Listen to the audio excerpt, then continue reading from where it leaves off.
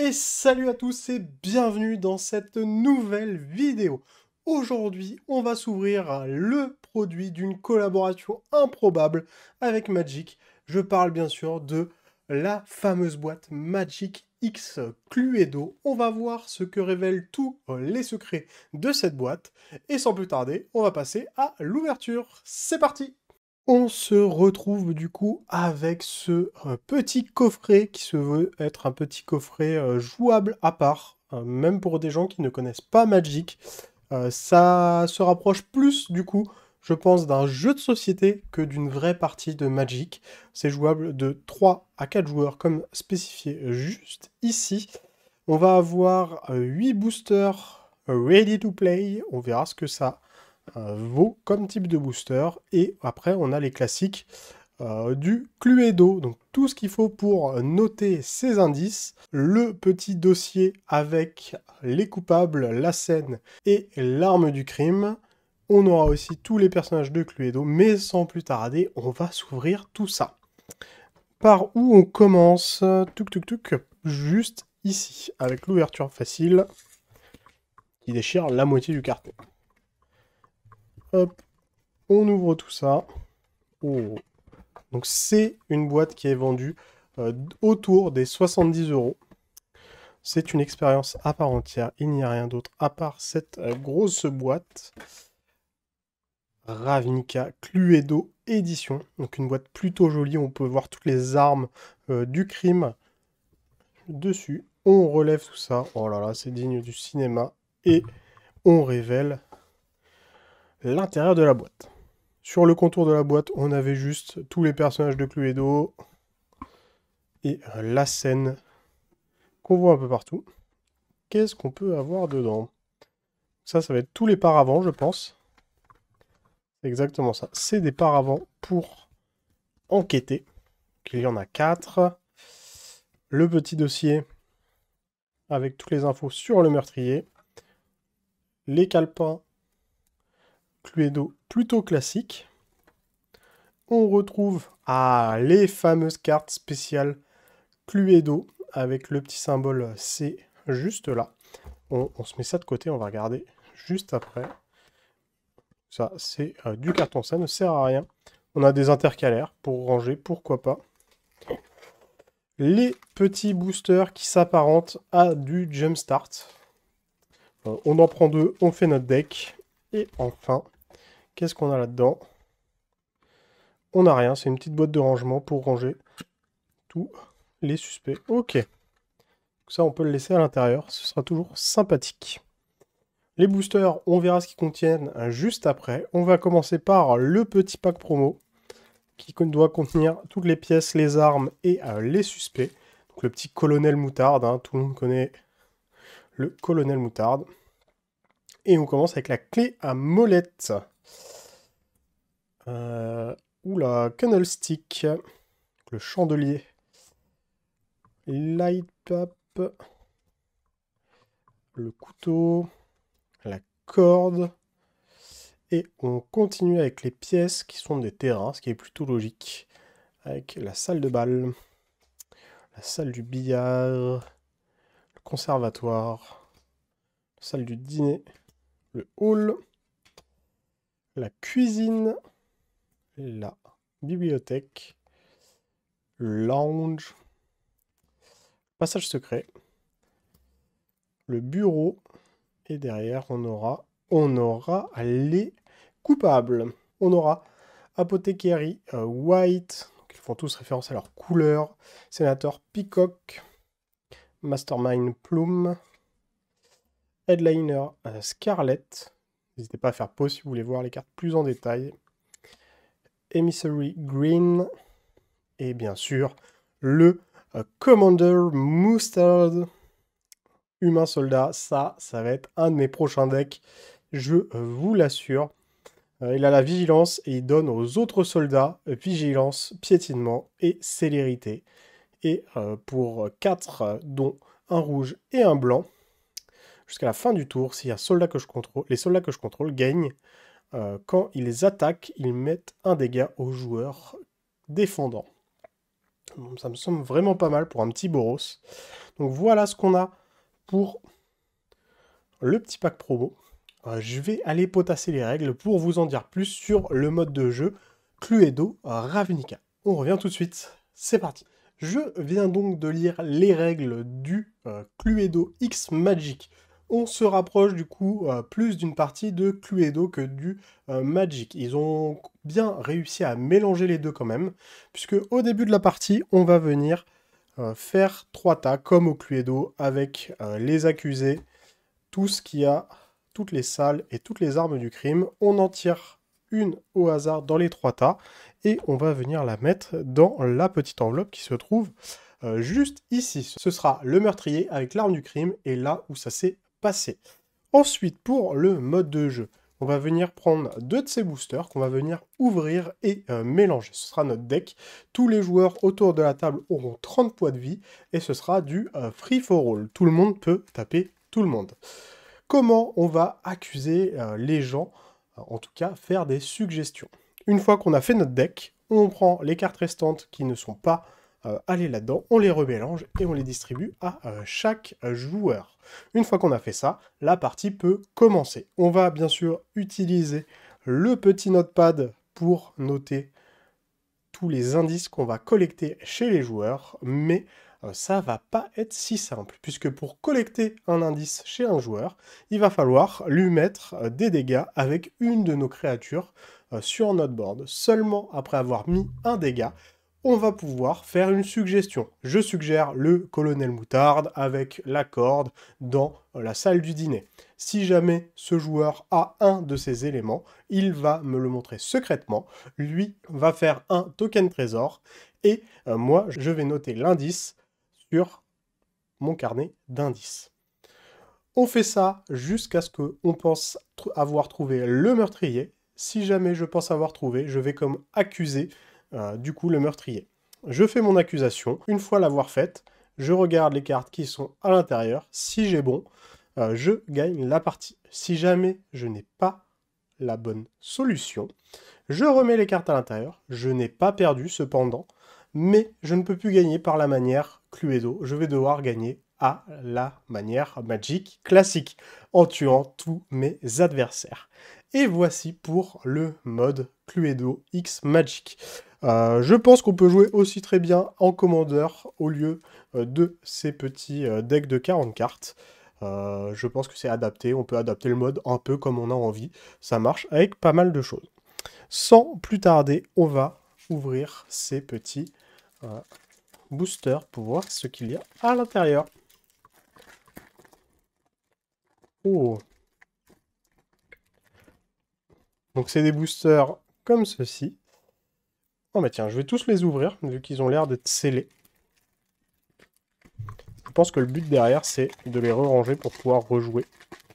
Donc on a un Azorius, un petit Boros. Bon, en fait, est-ce qu'on va avoir toutes les guildes de Ravnica? Non, ça m'étonnerait, il y en a 12. Et là, il n'y a que 8 boosters. Golgari.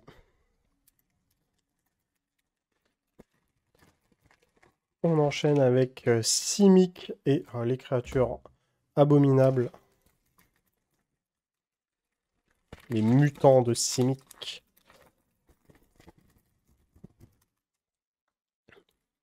Un deuxième Azorius. Donc on peut avoir des doubles. C'est pas préfet apparemment.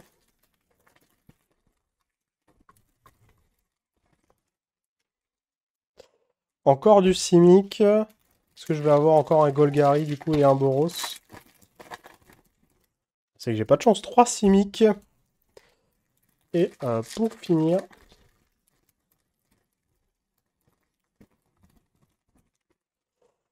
un Boros. J'avoue que je ne sais pas s'il y a d'autres types que Golgari, Simic, Boros et Azorius. En tout cas, je suis quand même curieux de voir s'il y a une différence entre les paquets.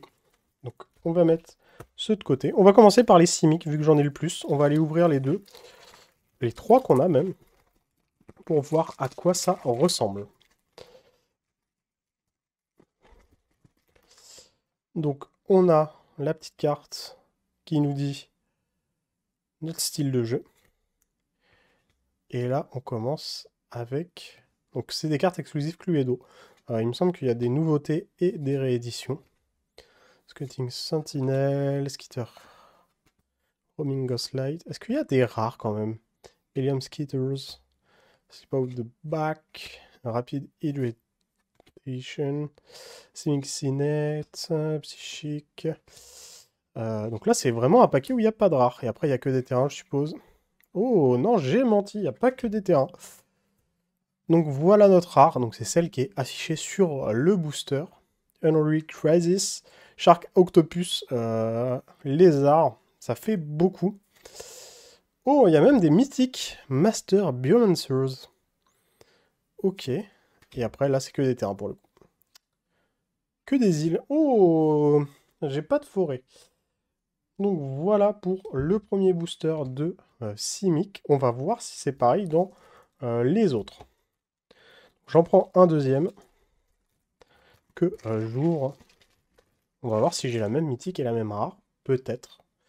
Donc ça, on a déjà vu. Ah, ça a l'air de ressembler un peu pareil. Ça a l'air d'être la même chose. Hein. Hop, la mythique et que des îles.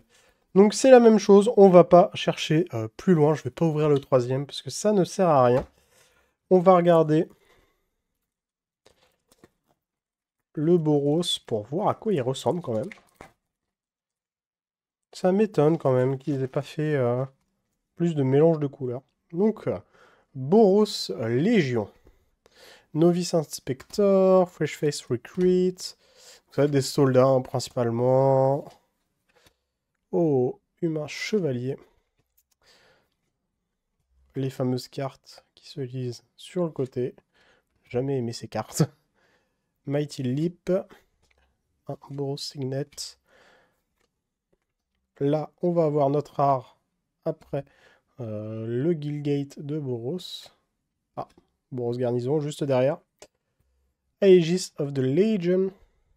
Ok, donc c'est un petit équipement. Est-ce qu'on aura une mythique derrière? On a la mythique qui est Final of Glory, qui fait des tokens soldats. Et si on a payé 10 ou plus, on a des jeux, on a des anges en rab. Par contre, ça me fait un peu peur parce que...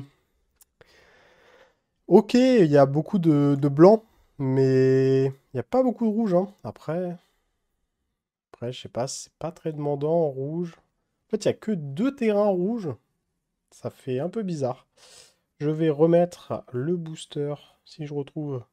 Où est-ce que j'ai mis Où est-ce que j'ai mis la petite carte qui dit que c'était les Légions de Boros? On va remettre ça comme c'est. Et on le met avec le petit deck Simic. On va regarder le deck Azorius maintenant. Donc, il y a 4 decks au total. Je sais pas s'il y en a plus, je vous avoue. Peut-être que j'ai pas eu de chance sur ma boîte, c'est possible aussi. Mais bon. Ça m'étonnerait. Ah, je sais pas. J'en sais trop rien. Azorius, le Sénat d'Azorius. Petite chouette. Truc dégueulasse. Nous, ce qu'on veut, c'est la rare et la mythique. On veut voir ce que ça donne quand même. Un Signet, Curse of Chain, Turn to Mist, Code of Constraint.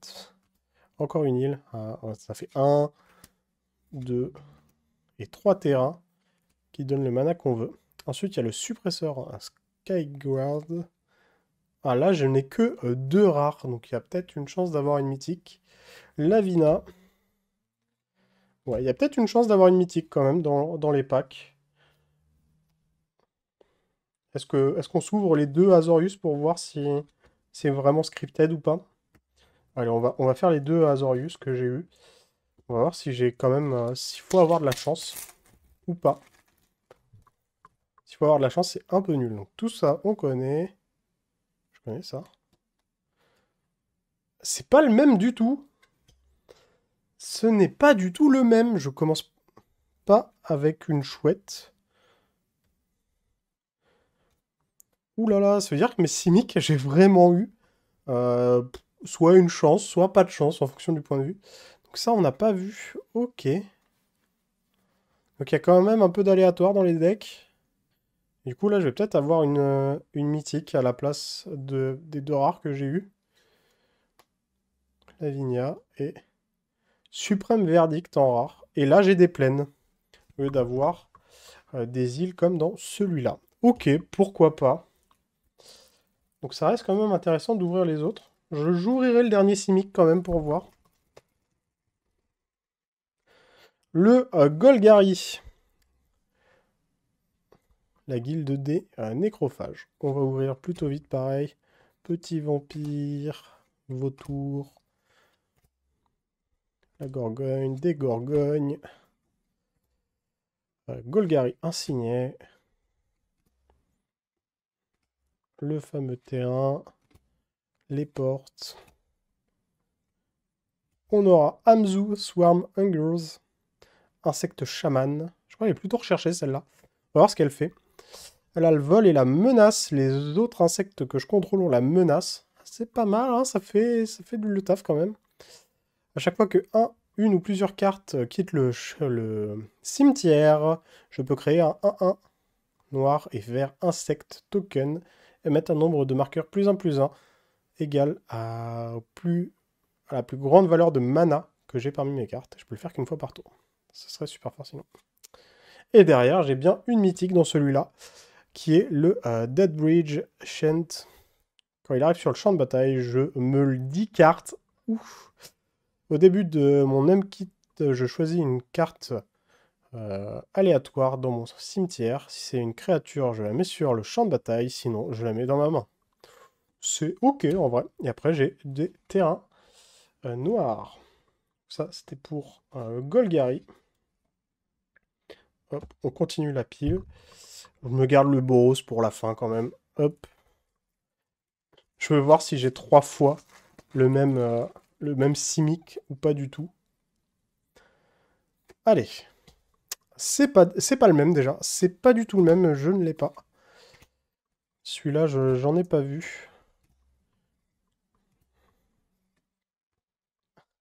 Le crabe tortue crocodile, pourquoi pas. Un peu mignon quand même. Snakeform, Nissa. Les 3 terrains. 3 ou 4 terrains qui donnent du mana. On aura l'Onis Génétique Expert. Et derrière, on aura Hydroid Krasis, Jellyfish Hydra Beast. Quand on joue ce sort, on gagne la moitié de X en points de vie et on pioche la moitié de X en cartes. Arrondi à l'inférieur. Ah, par contre, j'avais pas vu, elle a le vol et le piétinement. Et elle entre avec X marqueur +1/+1 sur elle.